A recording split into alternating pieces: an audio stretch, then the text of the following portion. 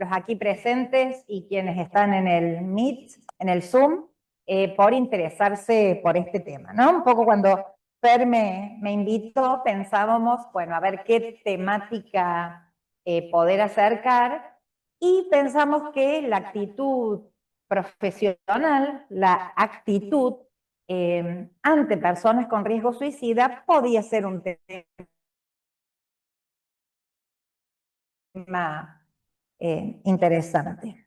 Sí, bueno, un poco lo hemos venido conversando durante el día.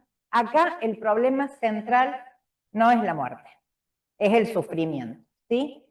Cuando las personas ven a la conducta suicida como una salida ante un dolor que no puede soportar. Y yo digo salida, ¿sí? Para remarcar que nunca debemos referirnos a la conducta suicida como solución, ¿sí? No soluciona nada, muy por el contrario, deja toda una comunidad atravesada por un tipo de duelo muy difícil de transitar. Y estamos hablando de una persona que no es débil, que no ha perdido sus capacidades, que no ha perdido su dignidad como persona, sino que está vulnerabilizada por aspectos de la vida, por cuestiones que le son propias, y que la posibilidad de mirar al futuro se ha eclipsado, ¿sí? Por eso ese gráfico de ahí donde las posibilidades de mirar al futuro son muy poquitas frente a la oscuridad que transmite el sufrimiento, ¿sí? Y siempre, y por eso lo relacionamos muchísimo con la crisis, la idea del suicidio como salida aparece cuando todas las estrategias de afrontamiento, los mecanismos de defensa, como querramos llamarle, se han agotado. O cuando la persona no puede instrumentar estas formas de tratar los problemas de la misma manera que lo hizo en otro momento, ¿sí? Por eso la cuestión de la crisis acá también es central y es un eje, ¿sí? Por eso la primera intervención no es una técnica, sino que es una actitud, ¿sí? Que van de mano, porque una actitud sin una técnica nos deja de alguna manera rengos, y una técnica acabada sin actitud tampoco es lo que los usuarios necesitan, ¿sí? Entonces, cuando vemos por ahí un montón de protocolos y un montón de formas de protegernos ante alguien que nos dice que está pensando en quitarse la vida, y pelamos una escala y empezamos a preguntar y tildar y demás, probablemente no sea siempre eso la actitud más humana, ¿verdad? Sí son buenos los protocolos. Yo estoy a favor del screening cuando se hacen en comunidades grandes. El screening suicidológico funciona y perfectamente, pero una escala, un momento tenemos de presencialidad, siempre pone una distancia entre esta persona y quien lo está escuchando, ¿sí? Bueno, ha habido un cambio de paradigma en lo que se refiere a la escucha de una persona con ideación suicida, ¿sí? Antes estaba el paradigma del control, que ustedes lo ven ahí desdibujadito en gris, pasando a un paradigma del encuentro, ¿no? El paradigma de control guiado por esta motivación de que si la persona se muere o se mata, eh, yo voy a tener un juicio de mala praxis, si no, esto no es para estos casos. Siempre esta motivación quería tomar acción suicida. También en el viejo paradigma son de control. Utilizábamos un contrato no suicida, cuando ahora tenemos cosas mucho más amplias como un plan de seguridad, ¿sí? Que está más mediado.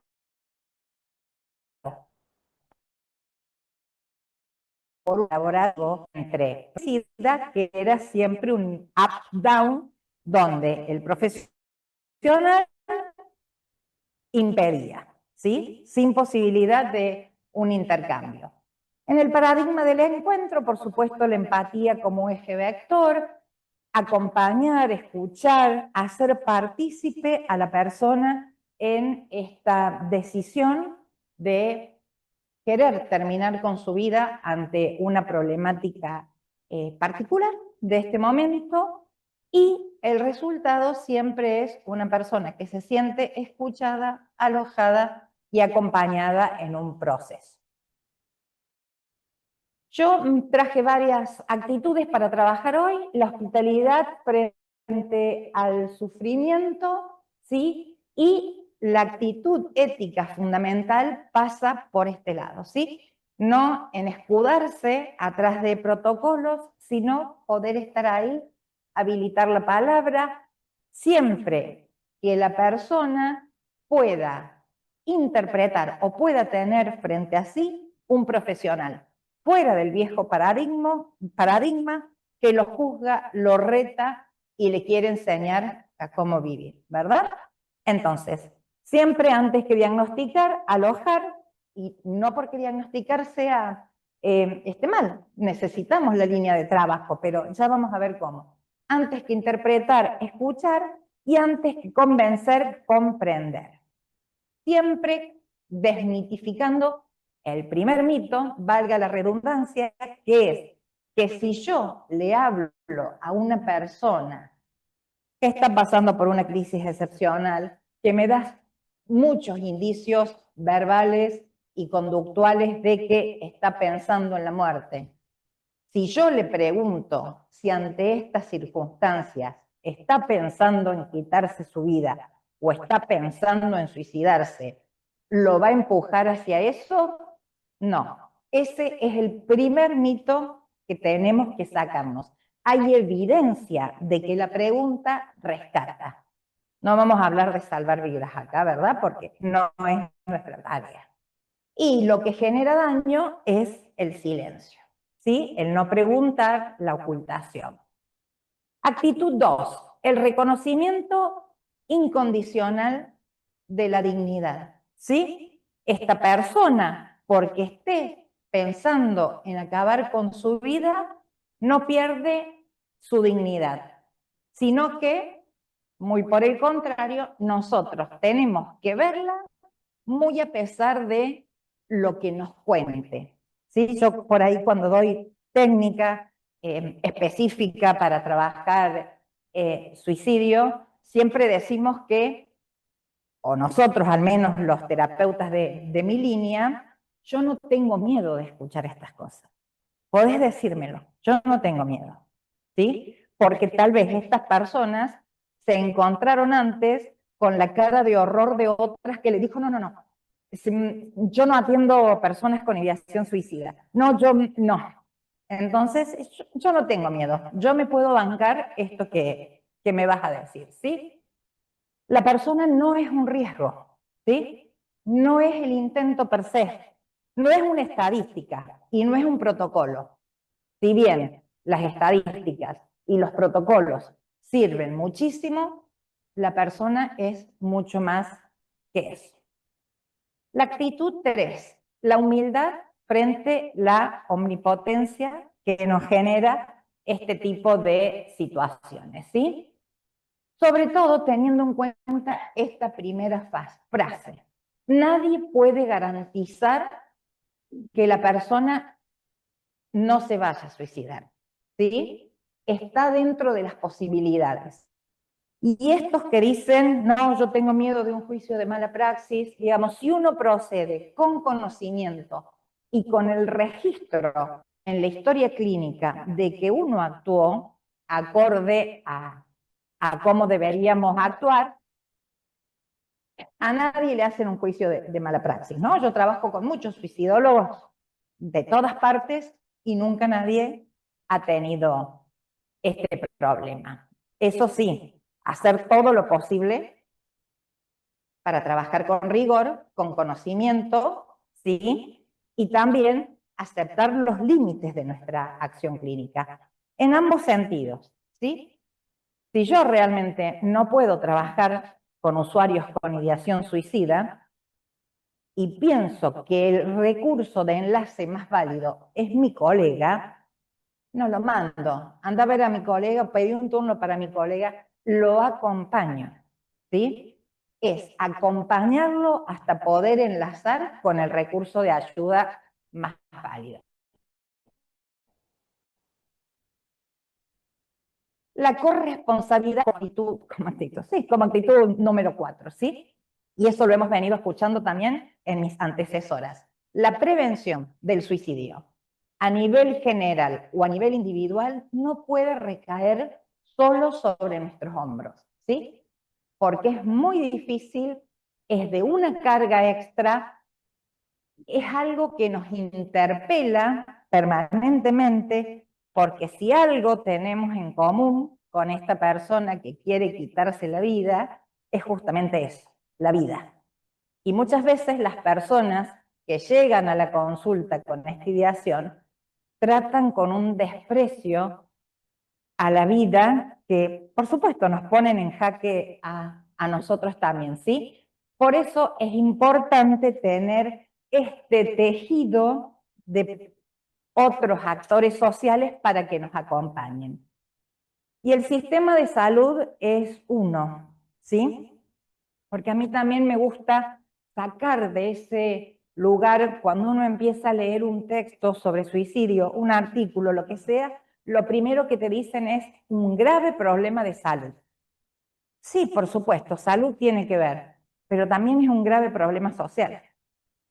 También las personas transitan por otros lugares, como la comunidad, la familia, la escuela, y estos lugares también tienen que estar preparados para poder acompañar a las personas en esta problemática que es la que está teniendo un elevamiento de las tasas más rápido por sobre otras, con conocimiento. Hoy trabajamos la actitud, pero hay muchísimas técnicas que le sirven a cualquier persona de la comunidad a poder acompañar a alguien que está pensando en quitarse la vida hasta encontrar ese recurso más especializado, que no siempre es el psiquiatra, que no siempre es el psicólogo. Muchas veces es el pastor, es el cura párroco, es cualquier otro miembro de la comunidad que a la persona le sirva como referente vincular. Porque de paso, aprovecho para decir, la conducta suicida no es psicopatología, no es un trastorno, ¿sí? Es una conducta dentro del espectro de todas las conductas que tienen las personas que tiene en muchos casos o viene en muchos casos a cumplir una función que en otra persona podría haber venido a cumplir otras funciones celular. Esta persona se quiere quitar la vida, la otra persona se quiere por las drogas, ¿sí? Es esa función la que hay que tratar de ver. Y este concepto de la esperanza prestada como actitud número 5, que a lo largo del tiempo ha ido tomando distintos nombres en lo que es el acompañamiento de las situaciones de crisis. Uno antes decía, vamos a hacer unas muletas por muy corto tiempo hasta que la persona pueda volver a activar sus propias funciones. Ahora hablamos de de esperanza prestada, porque generalmente las personas que llegan a consulta son lo que menos tienen. De hecho, la desesperanza y la soledad son los factores de riesgo que cruzan transversalmente todos los otros riesgos que pueda tener esta persona. Entonces, cuando alguien ya no puede sostener la esperanza, uno puede provisoriamente actuar como este sostenedor, ¿no? Y esto no está entre comillas, pero uno podría decir yo todavía puedo ver posibilidades, aunque vos no puedas, y te invito, antes de que tomes una resolución, a que transitemos este camino para ver si podés ver otras posibilidades. ¿Sí? Bueno, prestar la esperanza no es mentir o prometer que todo saldrá bien, eso bajo ninguna circunstancia, minimizar el sufrimiento actual, porque con eso invalidamos, y exigir al paciente que piense en positivo o que busque motivos para seguir con vida cuando en este momento no lo está haciendo. Guarda que yo trabajo con una terapéutica donde buscar las razones para vivir es importante, pero uno va ayudándole a encontrar esas razones para vivir en un proceso, ¿sí? No es un touch and go. Sí significa sostener que en este estado es esperable que todos sus recursos estén agotados y que si nos permite acompañarlos, probablemente pueda ver la luz al final del túnel, ¿sí? Acompaña en el cono de la crisis para que pueda ver esa luz al final. Veamos algunos casitos, son cortitos.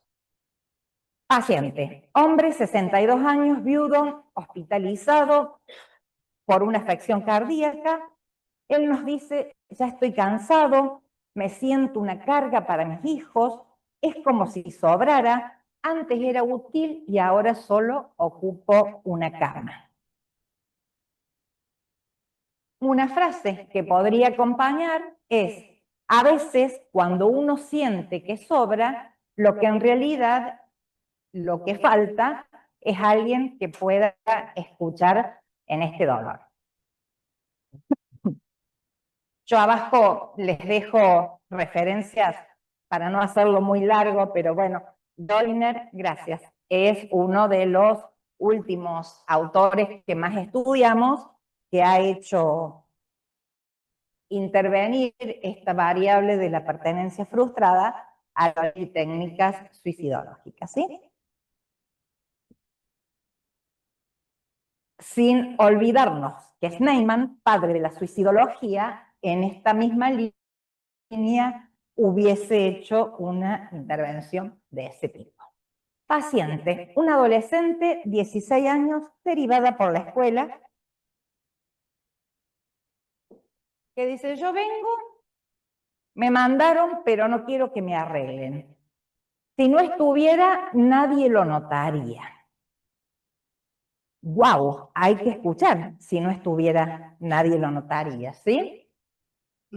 Entonces, uno puede devolverle, yo no estoy acá para arreglarte, quizás podemos entender juntas qué te duele tanto, ¿sí? O al menos el motivo de consulta, ¿por qué será que la escuela te manda, ¿sí? Joyner nuevamente acá, en esto de nadie lo notaría, que es pertenencia frustrada, ¿sí? Y Marshall Linehan, aceptación radical, al decir, bueno, vos no querés que te arreglen, yo no estoy acá para arreglar, no es tarea. Caso de una colega, era 42 años, trabaja en la UTI, murió una paciente joven y ella se derrumba, ¿no? Siento que fracasé, estuve ahí y no la vi venir. A veces pienso que si me pasara algo, al menos descansaría. ¿Sí? Ya vemos dos expresiones que si bien hacen referencia a una ideación pasiva, hasta ahora ninguno nos dijo, me suicidaría o... No, es como que algo venga de afuera y yo podría descansar. Entonces uno le puede devolver que puede ser muy duro cargar con esa sensación y que debe ser muy difícil cuidar a alguien más cuando uno también justamente está herido o herida por lo que ha pasado. Mate, Agliesi y Rodante, que son dos autores que trabajan hermosamente la entrevista con pacientes con ideación suicida, ¿sí? Cuando la vida duele,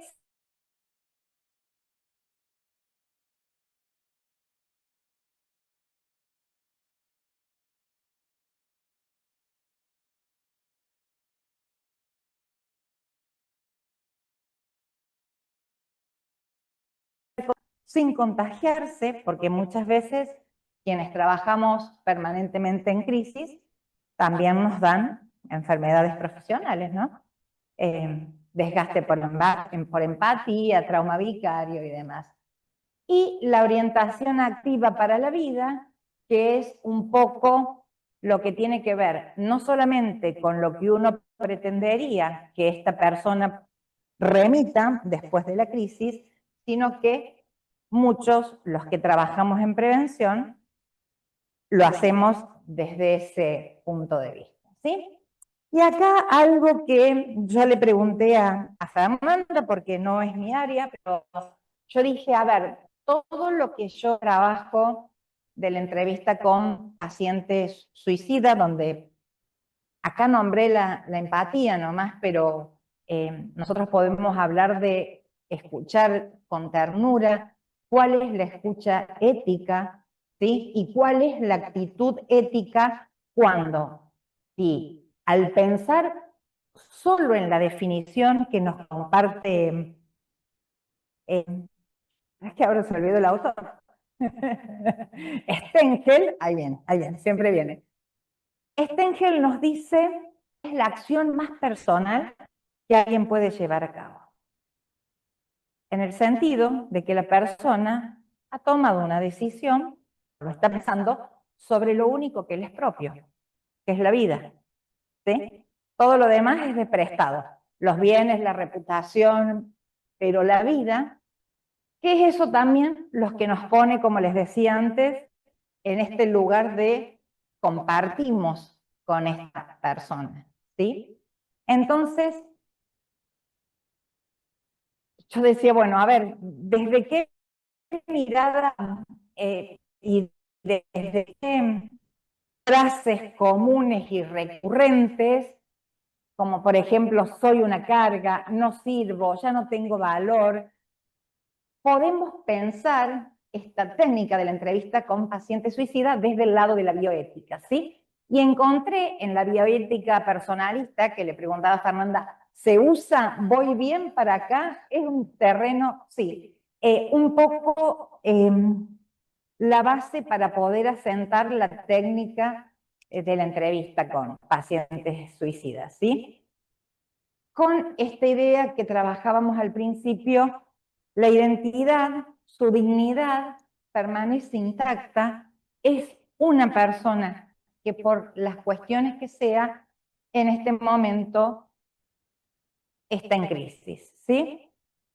3 pilares fundamentales a tener en cuenta. La persona es más que su conducta.